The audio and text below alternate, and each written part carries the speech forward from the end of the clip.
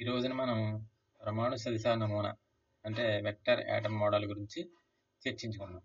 ఇది ముఖ్యంగా 2 కాన్సెప్ట్ల మీద ఆధారపడి డిజైన్ చేయబడింది అనమాట. మొట్టమొదటిది కాన్సెప్ట్ ఆఫ్ క్వాంటైజేషన్. దీన్ని స్పేషియల్ క్వాంటైజేషన్ అని కూడా అంటాం. స్పేషియల్ క్వాంటైజేషన్ అని కూడా అంటాం. నెక్స్ట్ రెండోది స్పిన్నింగ్ ఆఫ్ ఎలక్ట్రాన్. మనకి స్పేషియల్ క్వాంటైజేషన్లో మనకి చెప్పేటప్పుడు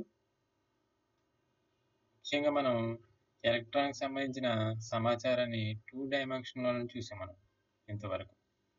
కానీ ఇక్కడ 3rd డైమెన్షన్ కూడా యాడ్ అవుతుంది. వాస్తవంగా అది 3 దిశల్లోనూ ఎలక్ట్రాన్ తిరుగుతూ ఉంటుంది. కానీ మనం ఇంతవరకు స్టడీ చేసింది 2 డైమెన్షన్లోనే చేసాం. అంటే మనకి బోర్ థియరీ నుంచి ఒక క్వాంటమ్ నెంబర్ వచ్చింది.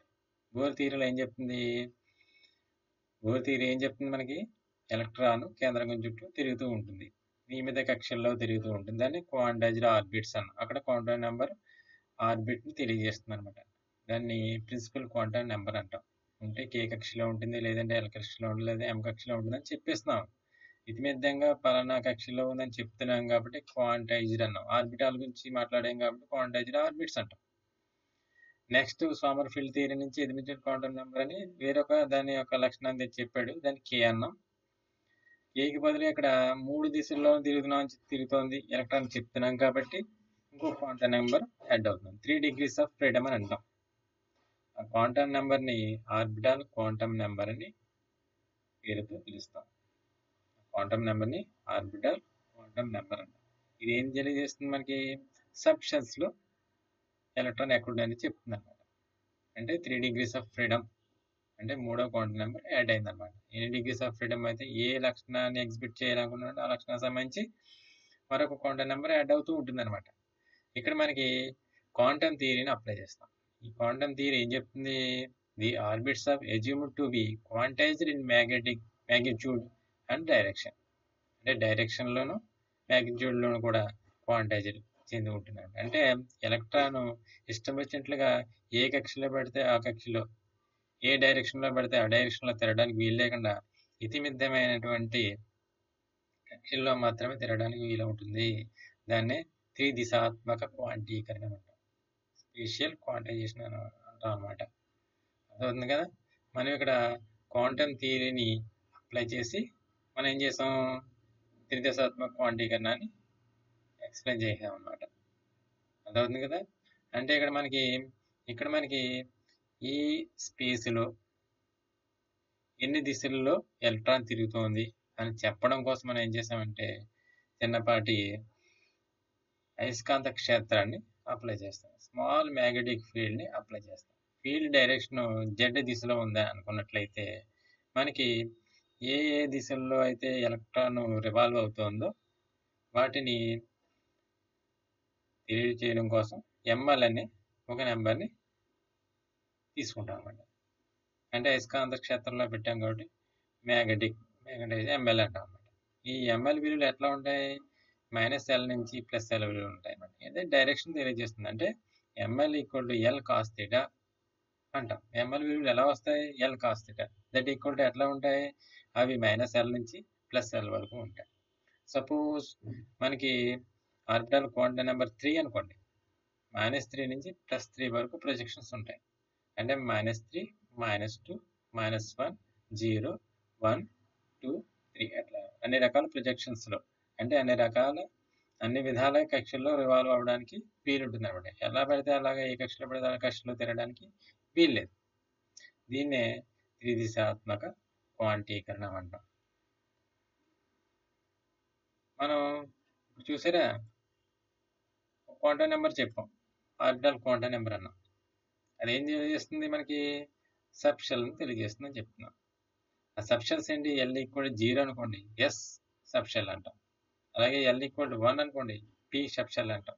ఎల్ ఈక్వల్ 2 అనుకోండి, డి సబ్ షెల్ అంటాం. అట్లాగా ఈ ఎల్ విలువలు ఎక్కడి నుంచి ఎక్కడి వరకు ఉంటాయి అనుకున్నాం? 0 నుంచి n-1 వరకు ఉంటాయి. ఎట్లా ఉంటాయి? 0 నుంచి n-1 వరకు ఉంటాయి అన్నమాట. ఇక్కడ చూపించాం చూడండి, మనకి ఈ డయాగ్రామ్లో చూపించాం. సరే, అంటే ఎల్ విలువలకు సంబంధించి డయాగ్రామ్. ప్రొజెక్షన్స్ ఎక్కడ ఉంటాయి మనకి? ఎట్లా ఉంటాయి ప్రొజెక్షన్స్? మ్యాగ్నెటిక్ ఫీల్డ్లో పెట్టినప్పుడు మనకి ప్రొజెక్షన్స్ వస్తూ ఉంటాయి అన్నమాట. అంటే ఎలా పడితే అలాగా ఎలక్ట్రాన్ రివాల్వ్ అవ్వడానికి వీలు లేదు. సర్టెన్ డైరెక్షన్స్లో మాత్రమే తిరగడానికి వీలుంది.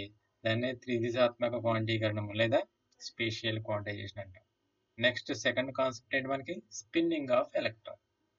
అంటే దీన్ని ఎక్స్ప్లెయిన్ చేయడం కోసం గ్రహ మండలాన్ని తీసుకున్నారు అనమాట. దీన్ని గ్రహ మండలం అనేది తీసుకున్నాం. అంటే సూర్యుని చుట్టూ భూమి ఏ విధంగా తిరుగుతూ ఉంటుందో ఎలక్ట్రాన్ కూడా ఆ విధంగా తిరుగుతూ ఉంటుంది. ఈ కాన్సెప్ట్ని ముఖ్యంగా మనకి హూలెన్బర్గ్, గోల్డ్ స్మిత్ అనే వాళ్ళు ఇంట్రడ్యూస్ చేశారు.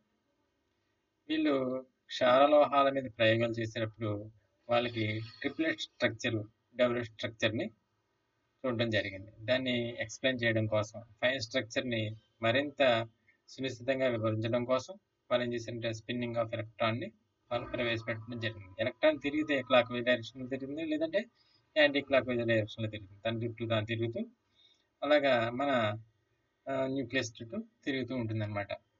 అంటే electron revolves not only in an orbit round the nucleus but also about its own axis. Thus the electron has two types of motion. This is spin motion of the electron.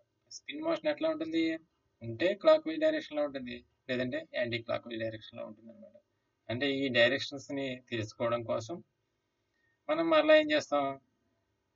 Small magnetic ఫీల్డ్ని apply చేయాలి. Magnetic field ఎలా ఉండాలి? వాటి configuration చెడిపోకుండా ఉండాలన్నమాట. చాలా week magnetic ఫీల్డ్లో పెట్టినప్పుడు ఇదేం చేస్తుంది? డైరెక్షన్ ఆఫ్ ఫీల్డ్కి సర్టెన్ యాంగిల్లో డివైడ్ అయిపోతుంది. అది 2 కింద డివైడ్ అవుతుంది అనమాట. ఇక్కడ చూపించాను చూడండి, మనకి బొమ్మలో చూపించాం. ఇందులో మనకి రెడ్ కలర్లో 2 బాణం గుర్తులు ఉన్నాయి. ఎట్లాగా అంటే పైకి లేదంటే కిందకి, అంటే ప్యారలల్ డైరెక్షన్లో కానీ లేదంటే యాంటీ ప్యారలల్ డైరెక్షన్లో కానీ సూచిస్తూ ఉంటుంది అనమాట. అంటే ఎలక్ట్రాన్ కక్షలో తిరిగినప్పుడు ఎట్లా తిరగాలి? తిరిగితే ప్యారలల్ డైరెక్షన్లో తిరగాలి, లేదంటే యాంటీ ప్యారలల్ డైరెక్షన్ తిరగాలి. ఇక్కడ మనకి స్పిన్ క్వాంటమ్ నెంబర్ అంటాం. ఇంకో క్వాంటమ్ నెంబర్ యాడ్ అయింది మనకి, స్పిన్ క్వాంటమ్ నెంబర్ అంటాం. ఆ spin quantum number S = h/2π into plus h/2π లేదంటే -h/2π. దీన్ని SH/2π అని కూడా అంటాం. అంటే వెక్టార్ మోడల్లో తీసుకున్నాం కాబట్టి P(S) = SH/2π. h/2π అనేది కామన్ కాన్స్టెంట్ కి అనుగుణంగా ఉండాలి కదా, క్వాంటైజేషన్, స్పిన్ క్వాంటైజేషన్ అని అంటాం. అదవుతుంది. ఇక్కడ S value half or -half అదవుతుంది కదా. ఉంటే మనకి క్లాక్ వైజ్ డైరెక్షన్లో ఉంటుంది, లేదంటే యాంటీ క్లాక్ వైజ్ డైరెక్షన్లో ఉంటుంది. దీన్నేమే +h/2π, SH/2π అని కూడా పిలుస్తారు, లేదంటే SH క్రాస్ అని కూడా పిలుస్తాం.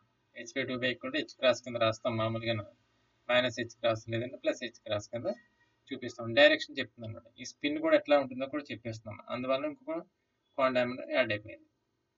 మ్యాగ్నెటిక్ ఫీల్డ్లో పెడితే ఇంకో క్వాంటమ్ నెంబర్ యాడ్ అయిపోతుంది, మ్యాగ్నెటిక్ ఆర్డర్ క్వాంటమ్ నెంబర్. దీన్ని మ్యాగ్నెటిక్ ఫీల్డ్లో పెట్టామనుకోండి, మళ్ళీ ఏమవుతుంది? ఇంకో క్వాంటమ్ నెంబర్ యాడ్ అయింది, మ్యాగ్నెటిక్ స్పిన్ క్వాంటమ్ నెంబర్. అట్లాగా ఒక్కొక్క క్వాంటమ్ నెంబర్ పెరిగేటప్పటికి ఎలక్ట్రానిక్ సంబంధించినటువంటి ఇన్ఫర్మేషన్ మనకి వస్తూ ఉంటుంది అనమాట.